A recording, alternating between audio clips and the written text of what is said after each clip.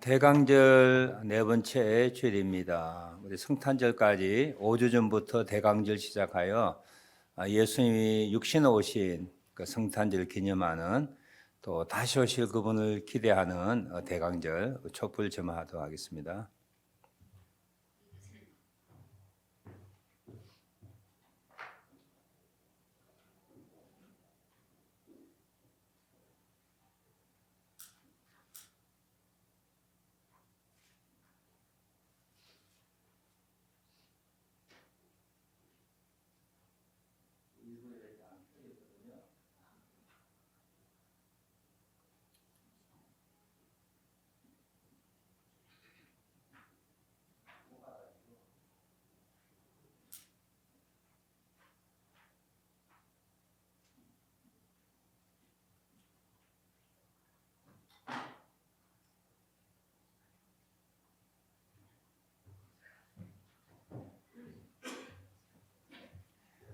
빛으로 오신 예수님, 우리에게 소망과 사랑 또 하늘의 기쁨을 주신 그 예수님의 사역을 생각하는 촛불입니다. 우리 마음속에 그런 의미들이 더 충만하시길 바랍니다. 우리 성가대 임예성에 맞춰 묵상기도 하심으로 대강절 네 번째 주일 2부 예배 시작하겠습니다.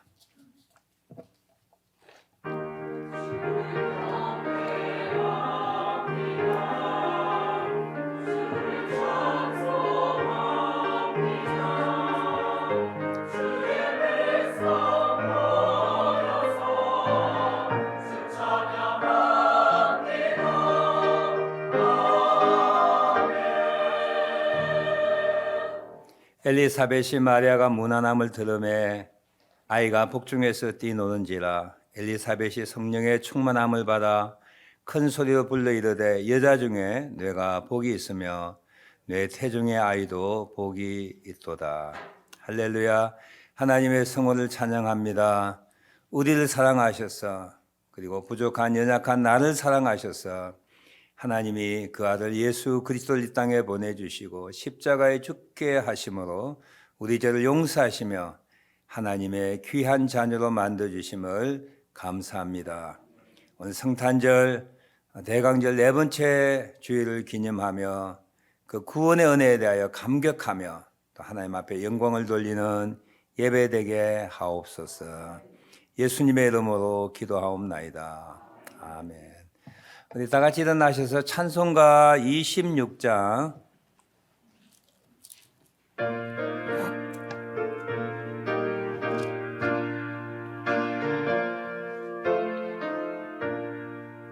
구세주를 아는 이들 찬송하고 찬송하세.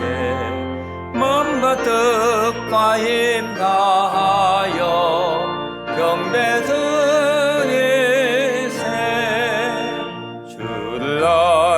못한 이들 주가 친히 인도하사 그의 피로 구속하니 찬송부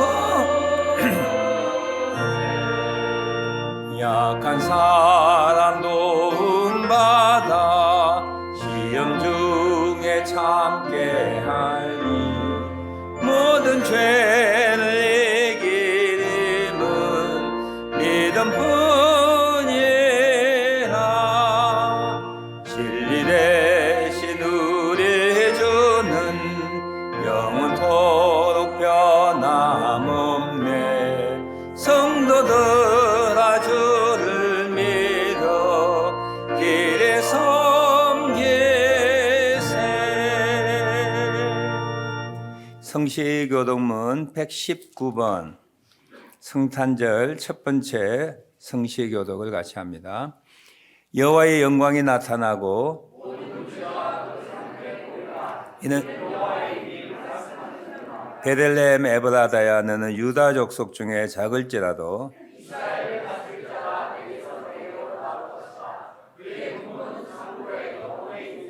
이는 한 아기가 우리에게 낳고 한 아들을 우리에게 주신 바 되었는데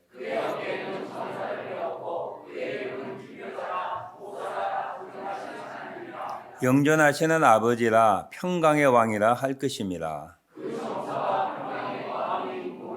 또 다윗의 왕자와 그의 나라에 군림하여 그 나라를 굳게 세우고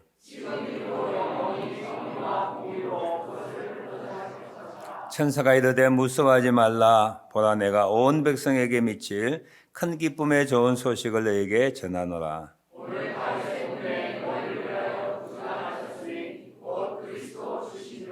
아멘. 이 시간 중보기도 함께 드립니다. 그 자리에 앉으셔서 오늘 이번 주 교회 중보기도는 아프리카에 있는 한 국가인데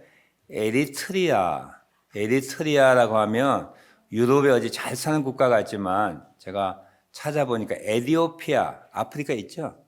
에티오피아 어디 있는지 아십니까? 홍해, 그 홍해, 수에즈 운하에 있는 그 홍해, 이집트 밑에 바로 에티오피아거든요. 에티오피아의 동쪽, 북쪽의 홍해가에 연안되어 있는 국가입니다. 에리트리아. 인구 670만 명 정도 되고 국민 소득은 295불, 한 200개 국가 가운데 거의 최하의 하위에 속하 있는 가난한 국가입니다. 종교는 회교, 무슬림이 50%이고요. 기독교는 47%인데 이 에리트리아 정교회, 즉 에티오피아 정교회로 올소독스가 있어요. 에티오피아의 기독교회를 에티오피아 정교회라고 하는데 그 정교회, 에리트리아 정교회가 42% 차지합니다. 에리트리아는 2002년 제정된 종교법에 따라 수니파 이슬람교, 에리트리아 정교회, 캐톨릭, 루터교만 승인하며 그 외에 그리스도인들, 장로교회, 오순절, 감리교회, 침례교 인정하지 않는다는 거죠. 추방하거나 투옥합니다. 그러나 박해 속에서도 여러 개신 기독교회가 예배를 멈추지 않고 오히려 성장하고 있습니다. 에리트리아 종교법이 폐지되고 성도들의 믿음이 강해지길 기도합시다. 이름도 생소한 처음 듣는 또 위치도 잘 알지 못했던 에리트리아 기억하고 기도해 주시기 바랍니다.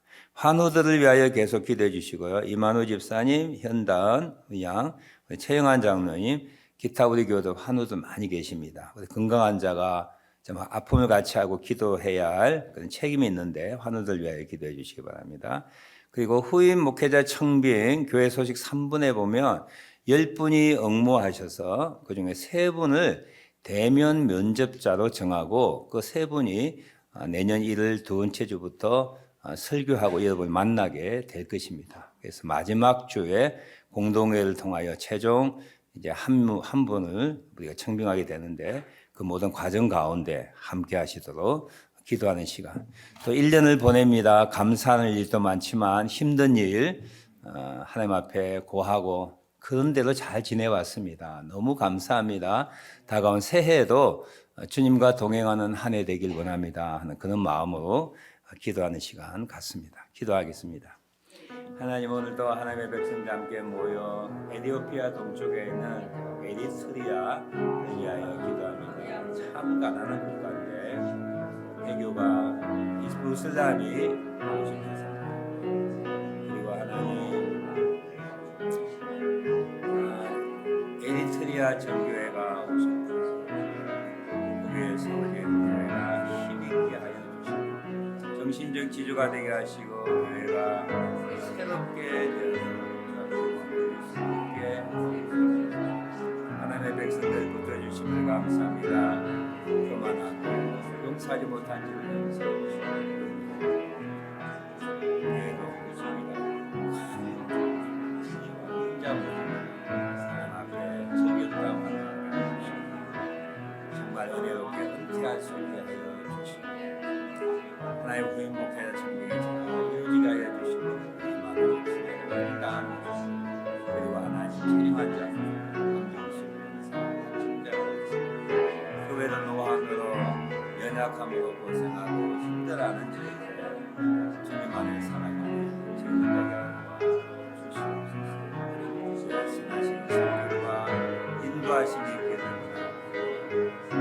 하나님 불러주시고 사용하여 싸우는 영광국에 떠나게 하여 주시옵소서. 저희가 은퇴 후에도 에스라 자리랑 신뢰와 또 성교와 하나님 부족한 쪽을 사용하셔서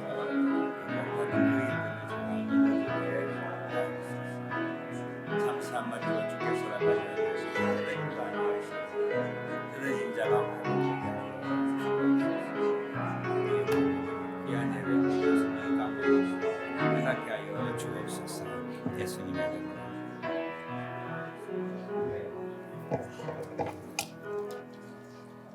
찬송가 286장 우리 가사 생각하시면서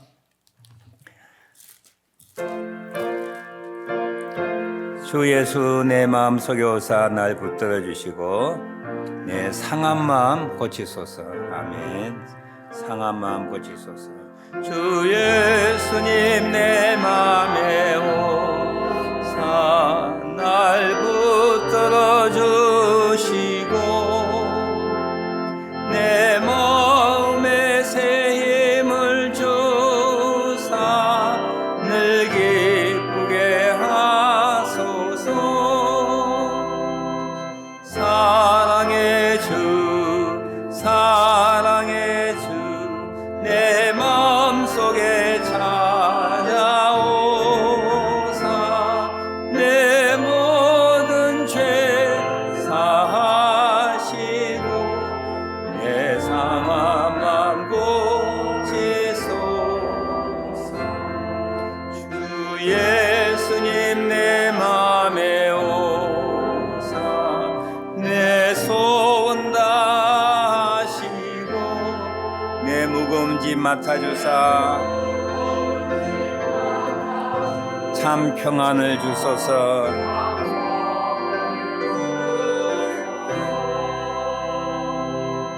사랑의 주 사랑의 주 내 마음속에 찾아오사 내 모든 죄 사하시고 내 상한 마음 고치소서.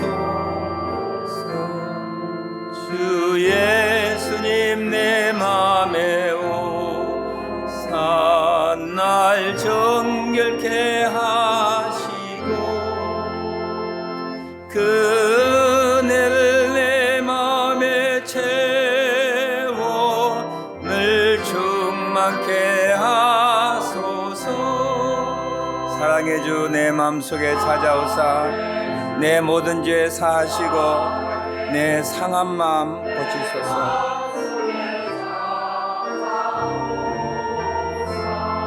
내 모든 죄 사하시고 내 상한 마음 고치소서.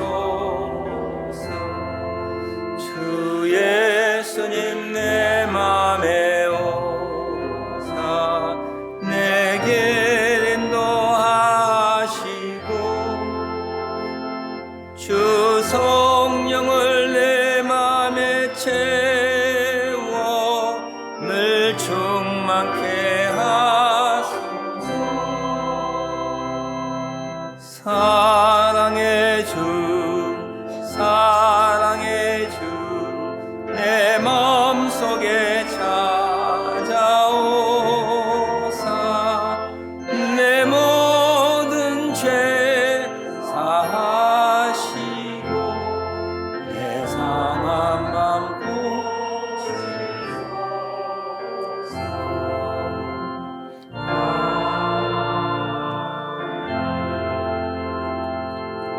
오늘 설교 본문 말씀은 누가복음 1장 26절부터 35절 그리고 2장 8절부터 14절까지 말씀입니다.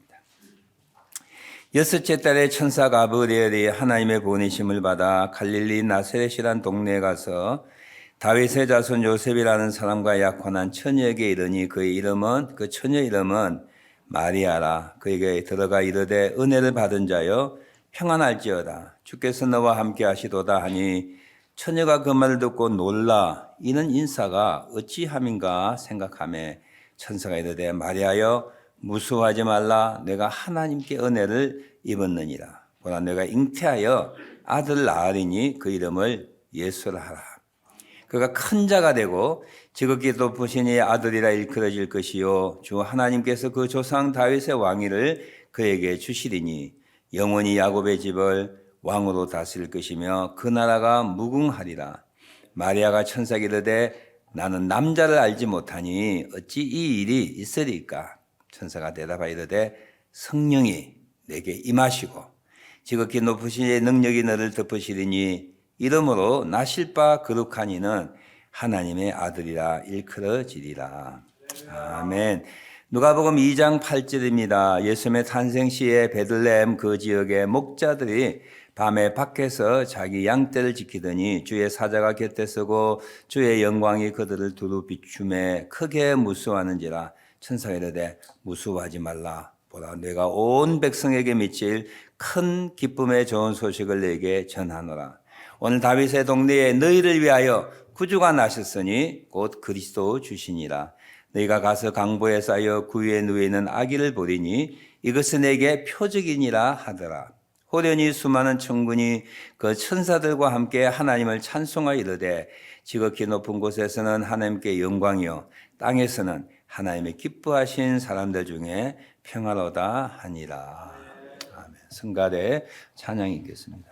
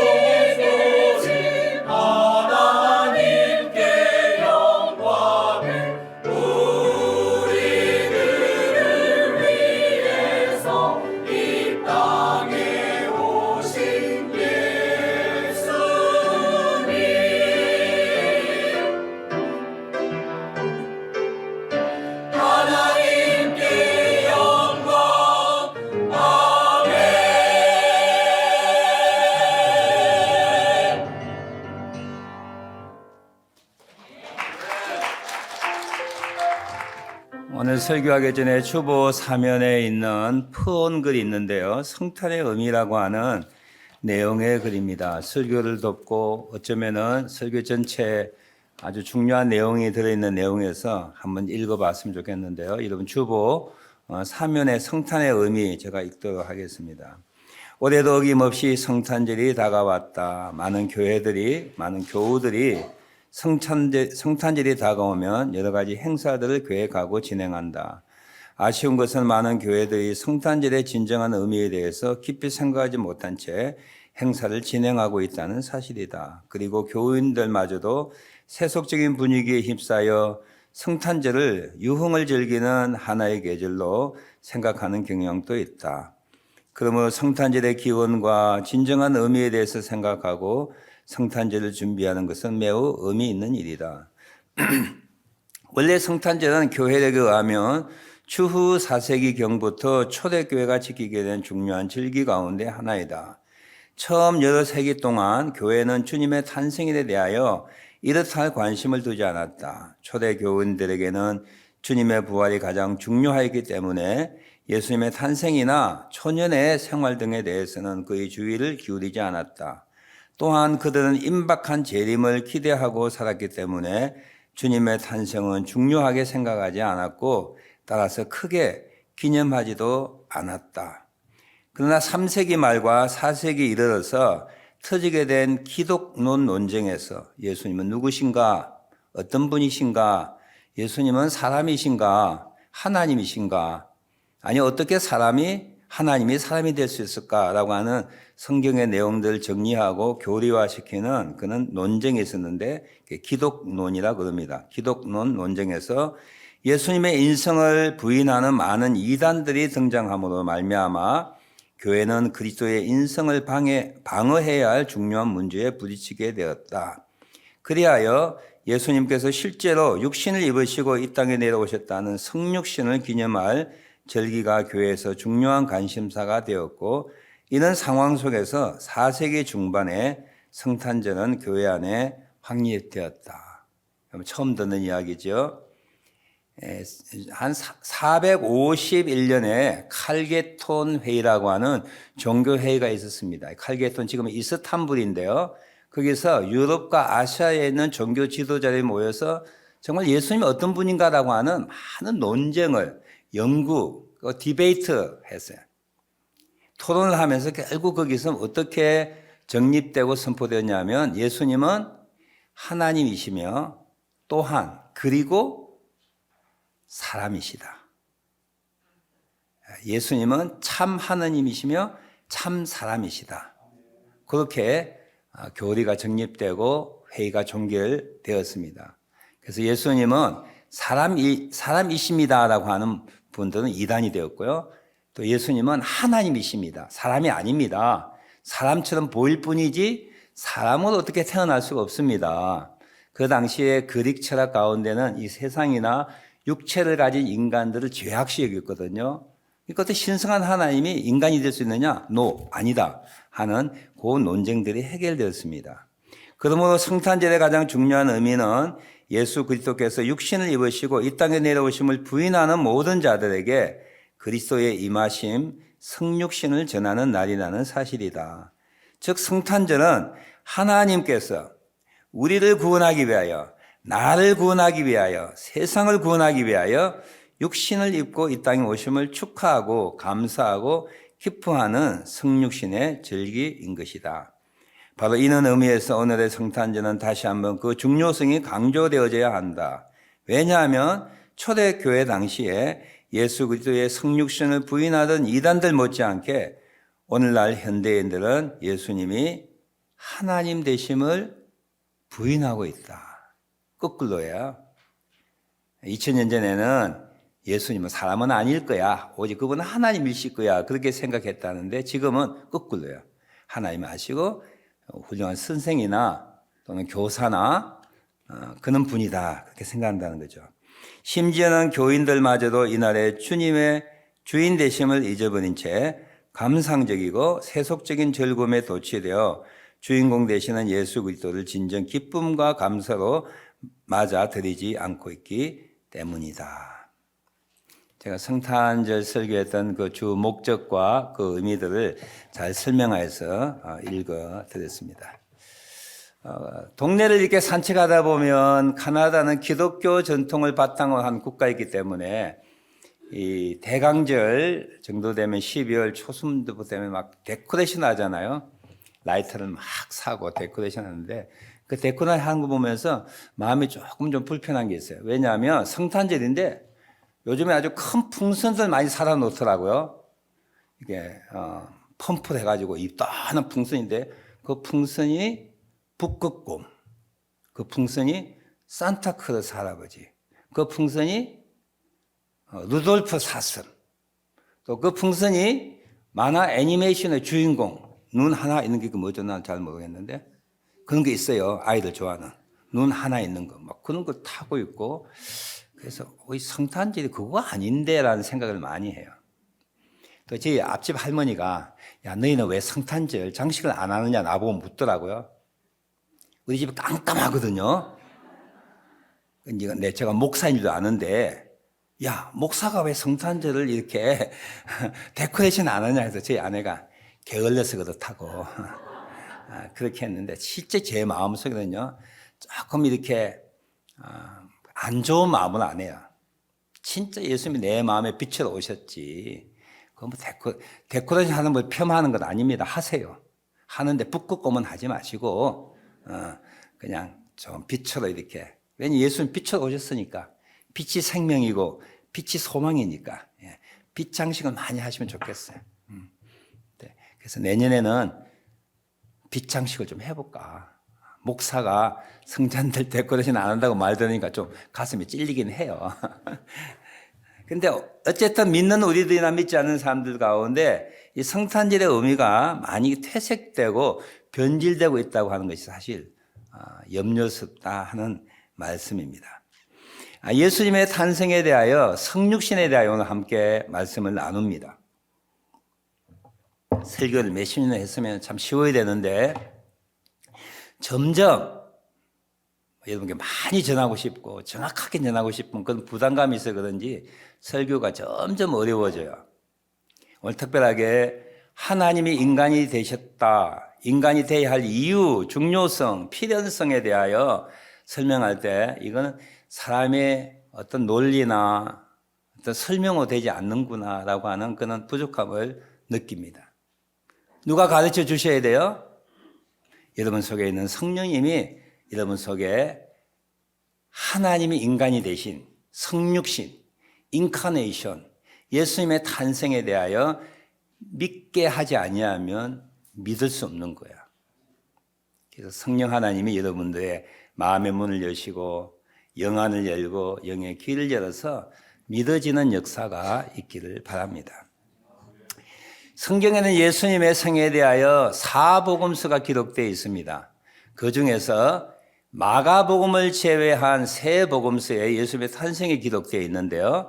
예수님의 탄생 기사가 역사적으로 시공간, 사람이 등장하고 하늘과 땅이 등장하고 어떤 사건이 등장하는 기사는 마태복음과 누가복음이야.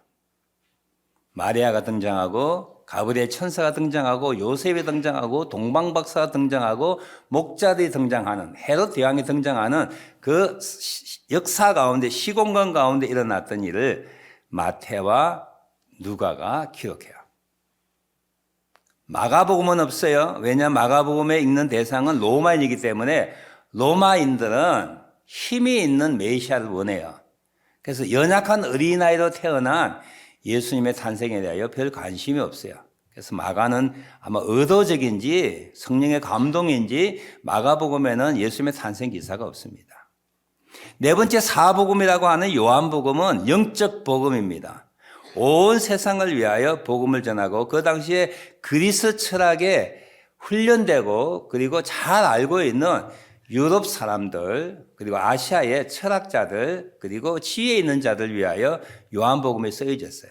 요한복음에 보면 말씀이 육신이 되어 우리 가운데 거하심에라고 하는 표현이야. 그것이 바로 성육신을 설명하는 철학적인 수사적인 표현입니다. 말씀이 그 당시에 로고스라고 하는 원어의 뜻이에요. 로고스 좀 익숙된 단어지요? 로고스는 말씀, 원리, 도, 진리란 뜻이에요. 그리스 철학에 익숙된 이들이 세상의 우주 원리, 진리, 로고스가 즉 절대자가 우리 가운데 육신을 거하였다. 바로 육을 가지고 인간의 몸을 가지고 태어났다라는 말로 사도 요한이 성육신에 대하여 그렇게 설명하고 있습니다. 말씀이 로고스가 육신이 되어 우리 가운데 거하였다 하는 말로 성육신에 대한 현학적인 철학적인 표현으로 설명하고 있는 것이죠. 여러분들 그런 의심이 안 생기는지 모르겠어요. 저도 20살 때 예수를 믿어서 참 의심 많은 도마 같은 사람이었습니다. 처음에 나를 전도하는 그 전도의 말에 진짜 믿기지 않는 일이었어요. 내가 왜 태어났냐? 하나님이 계신다. 하나님이 나를 만드셨다. 하나님의 뜻 가운데 내가 태어났다 말을 들을 때 정말 말도 안 되는 소리였어요. 너무 말이 안 돼서 입을 못 열겠더라고요. 그런 게 있어요. 너무 말이 안 되니까 제가 입을 못 열겠어요. 근데 그게 입을 못 연 게 아니고 성령께서 막으신 거죠. 지금 생각해 보니까. 여러분 생각해 보시겠어요? 마태복음, 누가복음, 요한복음, 예수님이 어떤 분인가를 설명하는 이야기인데 그 이야기의 시작에 황당무계한 이야기를 도입했다고 하는 것은 여러분 있을 수 없는 이야기입니다. 무슨 사건인가 인물을 설명할 때는 논리적으로, 합리적으로, 과학적으로 그러니까 모든 순서에 맞춰 설명해야 그 뒤에 일이 설명되는 거 아니겠어요? 그런데 마태나 누가나 사도 요한이 예수님의 생애를 시작할 때 설명할 때에 어처구니 없는 우리 머리로서는 이해할 수 없는 성육신에 대해 설명하는 거예요. 처녀가 애를 낳았답니다. 이거 믿겨져요, 안 믿겨져요? 다 믿어지니까 이 자리에 앉아 있는 거지요. 가브리엘 천사가 마리아를 찾아왔어요. 네가 아들을 낳을 것이다. 어머나, 제가 처녀인데요. 남자를 알지 못합니다. 우리 손녀가요, 얼마 전에 패밀리에 대한 공부를 하면서 저한테 묻더라고. 언제 결혼했냐? 아빠는 몇 년생이냐? 그래 뭐길래 너희 아빠는 허니문 베이비라 그랬어요. 허니문 베이비가 뭐라 그러니까 제 아빠가 결혼해가지고 허니문 갔다가 자기 아빠가 만들어줬대. 니도 허니문 베이비라 그러니까 애가 7살짜리가 마스크를 쓰고 막 웃는 거야. 뭐 알고 웃는 거죠. 이건 어른이니까 다 아시잖아요. 자기 아빠도 허니문 베이비, 자기도 허니문 베이비, 허니문 베이비가 뭔가 아니까 막 웃는 거예요. 남자, 여자가 something happen 생겨서 애가 태어난다고 애가 아는 거예요. 그런데 마리아가 내가 남자를 알지 못하는데 어떻게 아이를 알 수 있습니까? 천사가 뭐라고 말해요? 하나님의 능력으로 가능하다 그랬어요. 하나님의 성령이 너를 덮으시리니 네가 아들 낳으리니 그 이름을 예수라 하라. 그는 자기 백성을 자기들의 죄에서 구원할 자라 말씀하셨어요. 예수님의 탄생은 우리가 생각하는 남자와 여자가 만든 것이 아니라 처녀 마리아와 성령 하나님의 능력으로 만들어진 거라고 하는 거예요.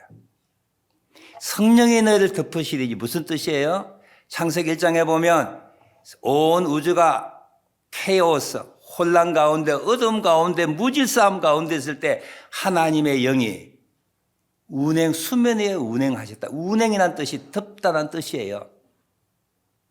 하나님의 영이 능력으로 이 혼돈의 세상을 덮으실 때 하나님의 창조의 질서가 일어나듯이 처녀 마리아의 하나님의 성령이 덮으시니까 새로운 창조물, 새로운 새 생명, 하나님의 아들이 태어나는 거예요. 우리는 믿겨지니까 지금 가만히 앉아 듣고 있죠. 이건 마음에 부담이 있으면 일상생활에 다 흥크러집니다. 근데 여러분, 우리는 하나님의 성령이 우리에게 오시기 때문에 이 말 들어도 믿겨져요. 할렐루야. 안 믿는 사람들은 와서 따지지요. 어떻게 처녀가 아기를 낳을 수 있습니까? 예수님이 물리를 걸을 수 있습니까? 예수님이 어떻게 하늘로 올라갈 수 있습니까? 어떻게 그분이 떡 5개 물고기 2마리 가지고 5,000명을 먹을 수 있습니까? 못 믿겠습니다. 안 믿겠습니다. 그렇게 아우성 치잖아요. 근데 우리는 그런 질문 받을 때마다 어떻게 해요? 설명이 안 되죠. 피식 웃습니다. 나는 믿어지는데? 여러분 믿겨지죠? 그거 안 믿으면 앉아있을 필요가 없어요. 앉아 있을 수가 없는 거야. 왜 믿겨지지요? 여러분 속에 계시는 믿음의 결과로 하나님의 영이, 그리스도의 영이, 죽은 자를 사흘 만에 살리신 하나님의 영이, 부활하신 하나님의 영, 성령님이 여러분 속에 계셔서 그걸 믿어지게 하시는 거야. 할렐루야. 그러니까 얼토당토 안 한, 핵에 무게한 그런 일들 우리가 믿어지는 거 성령의 역사입니다. 근데 마태와 누가가 요가가 바보입니까? 2000년 사람은 비논리적이고 감정이고 신화적인 것에 현혹된 사람입니까? 아닙니다. 우리보다 훨씬 더 똑똑하고 합리적이고 논리적인 사람들이 2000년 전 사람이에요. 마태가, 누가가, 요한이 예수님을 소개할 때 왜 황당무계한 그 일들을 서두에 두었겠어요? 왜 걸림돌 되는 이 일을 기록했느냐 말입니다. 이상하지 않습니까? 나 같으면 빼겠어요. 근데 마태는, 누가는, 사도 요한은 예수님의 생애를 시작할 때에 이러한 이야기부터 시작하는 거야. 처녀가 성령의 감동으로 아기를 낳았다. 성령이 함께하여 아기를 낳았다. 로고스가, 이 우주의 진리가 우리 가운데 육신으로 거하게 되었다. 인간의 몸으로 오게 되었다. 그렇게 설명함으로써 예수님을 설명하는 거야.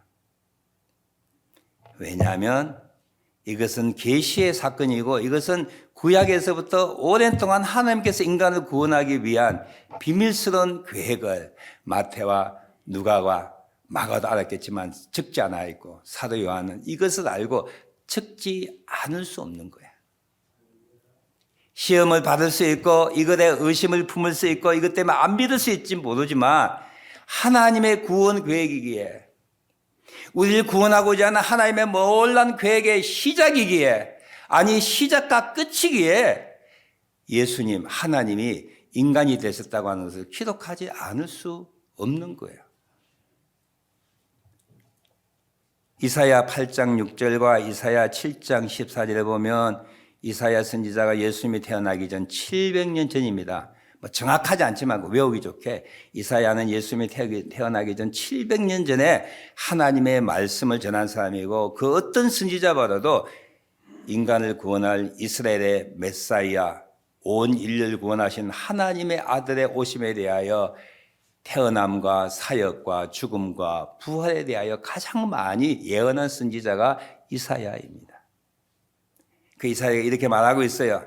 이는 한 아기가 우리에게 낳고 한 아들을 우리에게 주신 바 되었는데 그의 이름은 기묘자라 모사라 전능하신 하나님이라 영존하신 아버지라 평강의 왕이라 할 것입니다.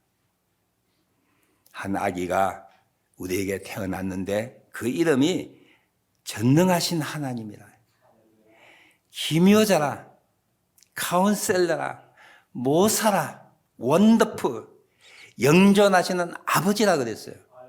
아기가 아버지랍니다. 평강의 왕이라고 그렇게 이사야 선지자가 예언하고 있어요. 7장 14절에 보면 처녀가 잉태하여 아들을 낳으리니 그의 이름을 임마누엘이라 하리라. 재미나는 사실이에요. 제가 상상해 보니까 이사야가 무슨 사건을 놓고 기록을 하는데 자기도 모르게 편대가 그렇게 움직이는 거야. 한 아기가 우리에게 낳았다. 처녀가 잉태하여 아들을 낳으리니 그의 이름을 임마누엘이라 하라. 그의 십자가의 죽음을 마치 비디오로 촬영한 것처럼 너무나 구체적으로 그의 죽음에 대하여 기록한 이사야의 예언의 말씀 우리가 알고 있지 않습니까? 예수님은 하나님이셨는데 인간으로 오셔야 했습니다. 이유가 있는 거예요. 다른 방법은 많은데 왜 하필 하나님이 이런 방법을 사용하셨을까요? 우리에게 걸림돌이 되는 방법, 우리가 이해하지 못하는 신비한 방법, 그 방법을 왜 하나님께 사용하셨을까요? 사도 바울의 선교의 가르침, 그리고 사도들의 많은 가르침을 종합해 보면 우리가 쉽게 이해할 수가 있습니다. 그 이유는 죄인된 인간들을 구원하기 위하여 죄인된 인간으로 태어나셔야만 했어요. 죄의 삭선 사망이라고 그랬어요. 하나님을 멀리 떠나 반역하고 사는 사람들은 육체적인 죽음과 영적인 죽음을 맛보아야 돼요. 인간을 구원하기 위하여 개가 죽을 수 있습니까? 아니지요. 어떤 사람이 대신 그 사람의 죄를 갚을 수 있는 어떤 대가를 치르거나 행동을 할 때에 용서함을 받고 그리고 새롭게 되는 거야.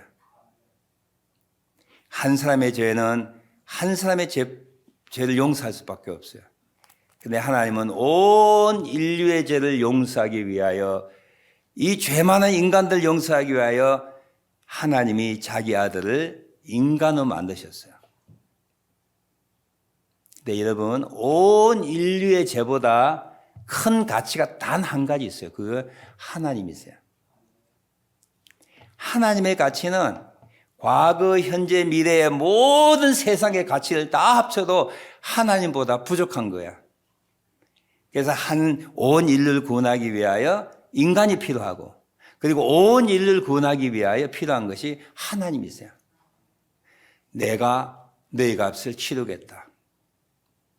죄값은 사망이니까 내가 너희와 같이 인간이 되어서 너희의 죄값을 내가 대신 주고 죽겠다라고 하는 내용이 성탄절에 나와 있는 깊은 내용이에요. 성탄절은 성인이 태어난 날이 아닙니다. 부처가 태어난 그런 날도 아니에요. 하나님이 인간이 되신 날입니다. 하나님의 인간이 되신 이유는 인간의 죄악을 용서하기 위하여. 근데 왜 하나님이 인간이 되셨냐면 인간의 모든 죄를 용서하기 위하여 인간의 죄보다 더 가치가 큰 하나님이셔야만 인간 죄를 용서할 수 있는 거예요. 이번에 한국 역사 가운데 병자호란이라고 하는 이 청나라 태종의 인조 때 우리나라를 공격했습니다. 강화도 피신 관련 인조가 남한산성에 피신되었어요. 결국은 국가가 망하게 되었습니다. 항복하자, 항복하지 말자 막 신하들 사이 논쟁이 일어나다가 결국은 항복하게 됐어요. 그때 삼전도라는 곳에 굴욕적인 그는 예를 치던 데기 삼괴 고구두라는 예예요. 3번 무릎을 꿇고 9번 머리를 조아리는 청태종에게 내가 당신의 신하입니다. 나를 신하니까 나를 받아주소서. 내가 항복합니다라고 하는 의미가 있어요. 왜냐하면 왕이 항복하면 국가 전체가 항복하는 거예요. 짐이 국가란 말 있듯이 왕이 국가 전체야. 국가 전체를 회복시키고 살리기 위해서는 왕이 항복할 수밖에 없는 거예요. 온 인류의 죄를 용서하기 위하여 인류의 죄보다 크신 하나님이 그 죄를 갚을 수가 있는 거예요. 인간의 죄를 용서하기 위하여 그가 치르는 값은 인간이 되는 거예요. 그는 딜레마를 어떻게 해결해요? 하나님이 갚아야 돼. 그리고 인간이 죽어야 돼. 그래서 하나님이 창세전부터 인간을 구원하기 위하여 이스라엘에게 메시아를 보내주기 위하여 하나님이 인간 되시기로 결정하셨어요. 갈라디아서 4장 4절에 이런 말씀이 있는 거 기억나시죠? 때가 참에 그 전에 하나님을 보여주시기 위하여 자연을 통하여 여러 가지 예언의 말씀을 통하여 선지자를 통하여 하나님을 계시했지만 이제는 때가 찼을 때 하나님이 그 아들을 보내사 여자에게서 나게 하시고 율법 아래에 나게 하신 것은 율법 아래에 있는 자를 속량하시고, 이 속량은요 랜섬이라는 뜻이에요. 랜섬 아십니까? 누가 인질로 잡아가지고 돈값을 내라 그러잖아요. 제가 잡히면 아마 인질값이 얼마 정도 될까요? 한 20만 불 내라 그럴 거야. 제 아내한테 야, 서목서 잡혔는데 살려면 20만 불 정도 가져와. 우리 집 가격이 한 그 정도 되거든요. 좀 올랐지만 그게 20만 불 요구할 거예요. 어떤 사람을 구원하기 위하여, 어떤 사람을 살리기 위하여 그의 값에 해당한 것을 치르는 것을 랜섬이라고 해요. 랜섬. 율법 아래에 있는 모든 사람들이 죄인 되은 거예요. 우리 모두가 죄인입니다. 죄 없는 사람 없어요. 먼지 털어서 안 난 사람 없듯이 우리 모두 죄인이에요. 이 모든 인류들의 죄를 감당하기 위해서는 하나님이 랜섬, 보송분을 줘야 되는데 그 보송분이 누구냐면 하나님이시며 인간이신 예수님이라는 거예요. 그 뜻이죠. 율법 아래에 있는 모든 자를 속량하시기 위하여 우리로 아들의 명분을 얻게 하기 위하여 그가 율법 아래 여자 아래에서 태어나시고 죽으셨다 하는 거예요.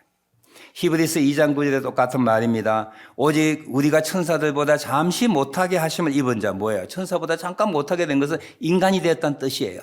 하나님이 천사보다 못한 천사도 되지 않냐고 인간이 되었던 이유는 곧 죽음의 고난을 받으심으로 말미암아 영광과 존귀로 관을 쓰신 예수를 보니 이를 행하심은 하나님의 은혜로 말미암아 모든 사람을 위하여 죽음을 맛보려 하심이라. 왜 죽음을 맛보셔야 돼요?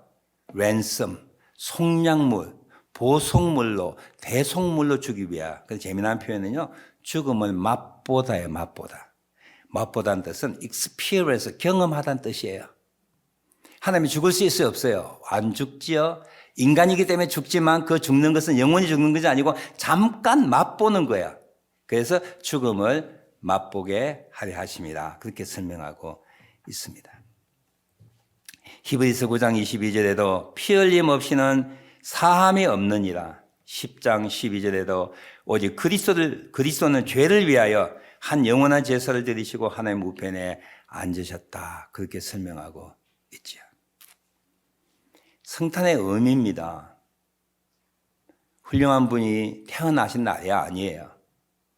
하나님이 죄인된 우리를 구원하기 위하여, 죄인된 사람을 구원하기 위하여 그의 아들을 하나님이 인간이 되신 날이에요. 이게 성탄절이에요. 인카네이션이에요. 이게 성육신이라고 말하고 있는 것이죠. 성육신은 임마누엘 사건입니다. 하나님은 우리와 함께 하신 사건이고 성육신은 우리를 구원하기 위하여 자기의 생명을 내어놓는 하나님의 사랑의 계시의 죽음을 표현하는 거예요. 그래서 우리는 이 성탄절을 대할 때마다 감격하여 기쁘기도 하지만 이 성탄절을 대할 때마다 뭘 생각하는 거죠? 예수님의 죽으심. 성탄절을 볼 때마다 내가 죄인이구나, 나를 구원하기 위하여 예수님이 이 땅에 오셨구나라고 하는 감사, 그 감사함이 충만한 구원의 시작과 구원의 완성을 이루신 그 성탄절을 생각하고 감사하고 영광을 돌리는 우리들 되어야 될 것입니다. 요한복음 3장 16절에 하나님이 세상을 이처럼 사랑하사 독생자를 주셨으니, 주시다는 뜻은 인간이 되시다는 뜻이고, 주시다는 뜻은 바로 십자가에 자기 생명을 내어놓으시면 이는 저를 믿는 자마다 멸망치 않고 영생을 얻게 하려 하심이라 말씀하고 있어요. 우리 한국의 초대교회 때에 아주 믿음이 좋은 감리교회 목사님 한 분이 계셨어요. 그분이 김교신이라는 분이에요. 그분이 일기를 썼는데 어느 날 이는 일기를 썼습니다. 오늘 재판정에 다녀왔다. 피고를 위하여 애쓰는 변호사가 아름답게 보였다. 문득 나를 위하여 변론까지 해줬을 뿐 아니라 심지어는 나를 위하여 대신 피고의 자리에 서서 죽으셨던 예수 그리스도를 생각하니 눈물이 나더라. 예수 우리를 변호하기 위하여 오신 분이 아니에요. 내가 죽을 자리에, 내가 심판받을 자리에 변호사인 그분이 나를 밀쳐내시고 내가 네 대신에 죄를 받겠다. 내가 네 대신에, 네 죄 대신에 내가 죄값을 치르겠다라고 하는 속량자, 대속물로, 랜섬으로 이 땅에 오셨어요. 그 구원의 시작이 성탄절입니다.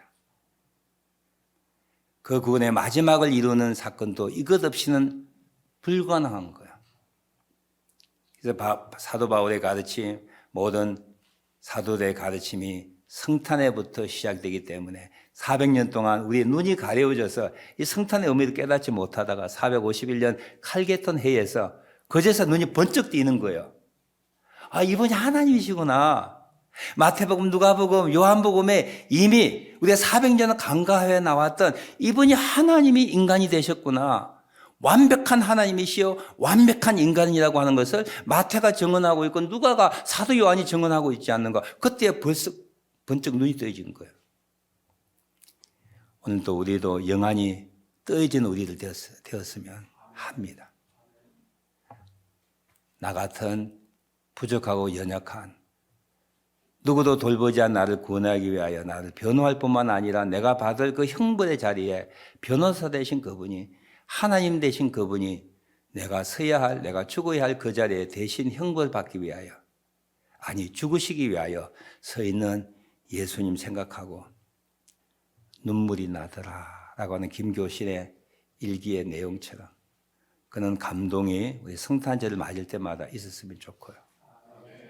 어둠 속에 있는 사람들에게 빛으로 오신 예수님, 죽음의 힘든 가운데 사는 사람에게 생명, 영생을 주신 예수님, 절망 가운데 사는 사람에게 소망을 주신 예수님, 헛된 것에 속아가는 저희들에게 진리의 길로 인도하신 예수님을 소개하고 전하고 가르치고 보여주는 성탄절 절기가 되었으면 합니다.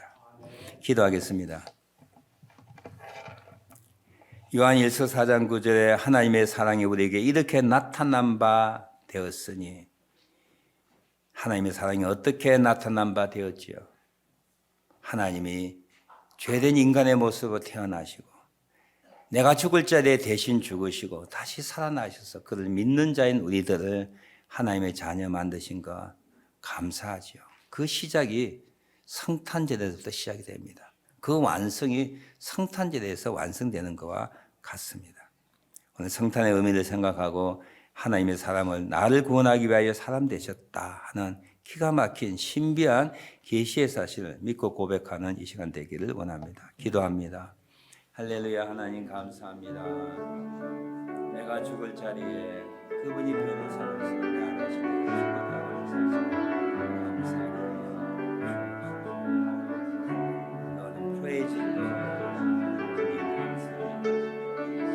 내가 죽을 자리에 예수님께서 죽으시고 그분이 인간이 되셔서 내 대신에 죽으시고 감사하는 자입니다.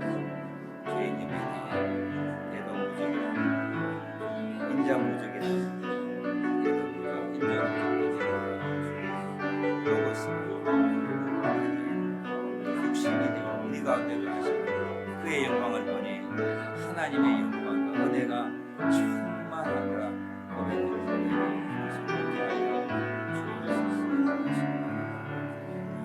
기도합니다. 아멘. 유지 집사님이 헌금송으로 특별 찬송해 주시겠습니다.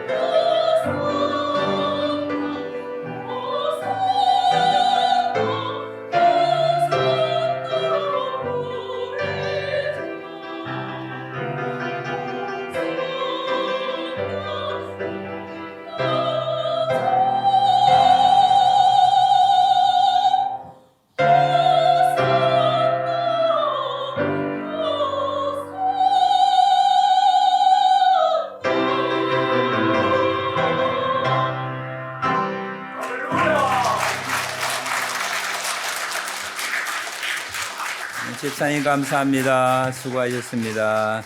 흥금송 105장 오랫동안 기다리던 성탄 찬송 같이 한번 부르겠습니다. 2절 부르실 때 같이 일어나시면 좋겠습니다.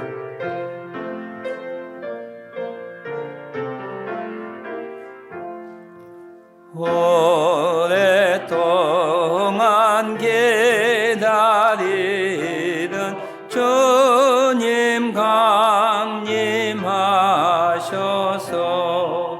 죄에 매인 백성들을 저유 없게 하시네. 주는 우리의 소망이요 힘과 위로 되시니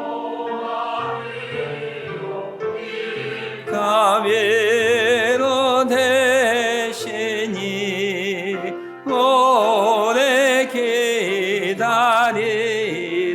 백성 많은 복을 다 같이 일어나셔서 2절 부릅니다. 모든 백성 구하려고 임금으로 오시니 영원토록 우리들을 친히 다스리시니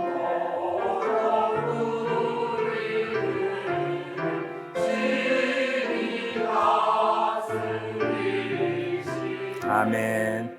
죄로 상한 우리 마음 은혜로서 고치고 주의 빛난 보좌 앞에 이르도록 하소서.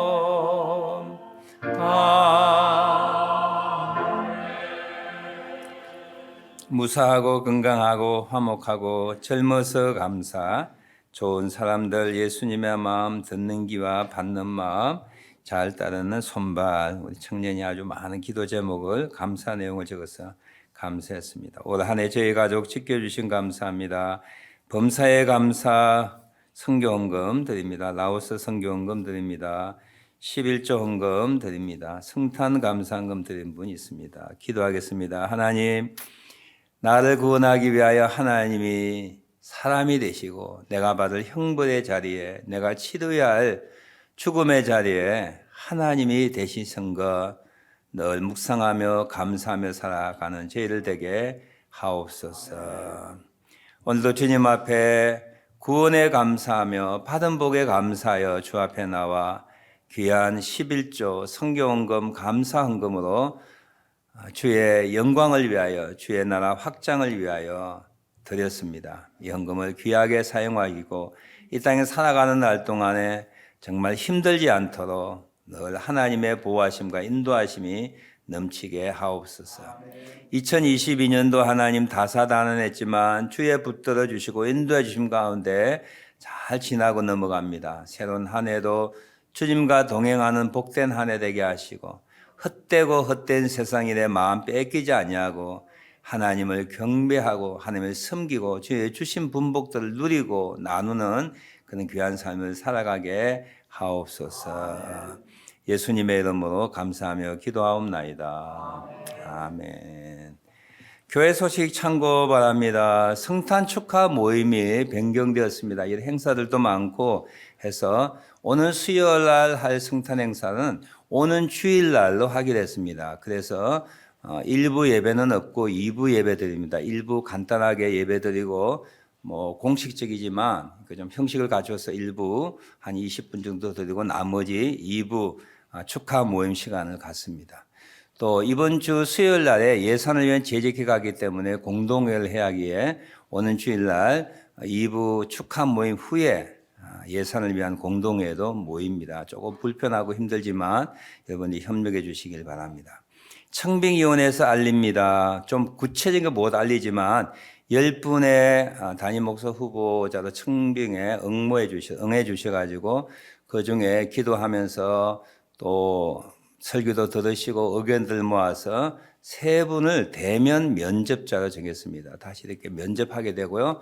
또 면접한 그 결과를 가지고 1월 두 번째 주부터 3주 동안 설교하시게 되고 마지막 네 번째 주에 다섯 번째 주인가요? 공동회를 통하여 담임 목사 후보를 최종 한 분을 선정하게 되어 있습니다. 여러 과정들 잘 진행될 수 있도록 여러분 기도해 주시고 협력해 주시기 바랍니다. 올해는 송구 영신 예배가 없습니다. 팬데믹 때문이기도 하지만 여러 행사들이 많이 축소되는데 올해는 송구 영신이 12월 30일이 토요일이에요. 그래서 그 다음 날이 1월 1일 신년 예배이기 때문에 송구 영신 예배가 없습니다. 여러분 이해해 주시고 신년 예배 많이 참석해 주시기 바랍니다. 헌금 봉투 찾아가 주시고 혹시 헌금 내역을 바꾸실 분, 헌금 봉투 새로 신청하실 분은 재정부로 신청해 주시기 바랍니다. 우리가 하는 헌금이 조금 텍스 보고할 때 리펀이 받습니다. 전액은 아니지만 조금 해서 그런 것도 생각해 주시고 손해 안 보시면 좋겠습니다. 내년도 인사임명안과 예배봉사자표가 게시되었는데 한번 참고 보시고요.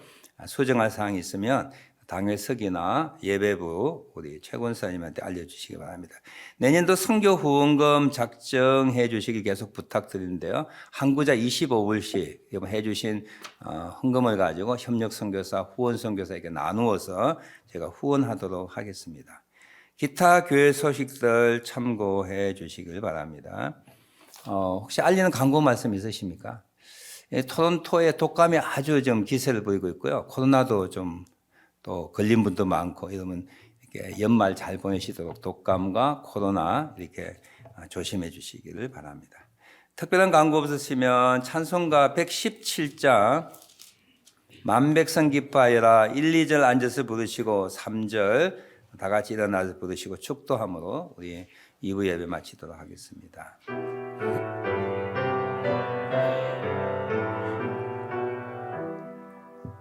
만백성 기뻐하여라 하늘의 평화 조막의 권세 이기고 우리를 구했네 그 세주 탄생하심을 다 함께 기리세 오 기쁘다 반가운 소식 주셨네 땅 위에 평화 내려주시 양치는 목자들에게 천사 나타나 그 전한 기쁜 소식은 이 세상 구원할 하나님의 독생 성자 탄생하심이라 하나님 독생 성자가 탄생하심이라 오 기쁘다 반가운 소식 주셨네 땅 위에 평화 내려주시네 그 천사들이 전한 말 무서워 말아라 동정녀 몸을 빌려서 주 탄생하셨네 성령으로 탄생하셨네 저 하늘의 영광 강 땅에는 평화라 오 기쁘다 반가운 소식 주셨네 땅 위에 평화 내려주시네 지금은 우리 주 예수 그리스도의 은혜와 하나님 아버지의 청량할 수 없는 사랑하심과 우리 속에 계셔서 진리를 인도하시고 진리를 깨우쳐 주시고 진리로 기독케 하시는 성령 하나님의 교통하심이 오늘 2부 예배를 드린 하나님의 자녀들, 백성들, 그 자녀들 기도 제목과 기업과 가정과 그리고 소원 위에 영원토록 함께 하시기를 간절히 축원하옵나이다. 아멘. 주님 감사합니다. 나를 위하여 십자가에 죽으신 주님께 영광을 돌립니다. 할렐루야. 주님께 영광을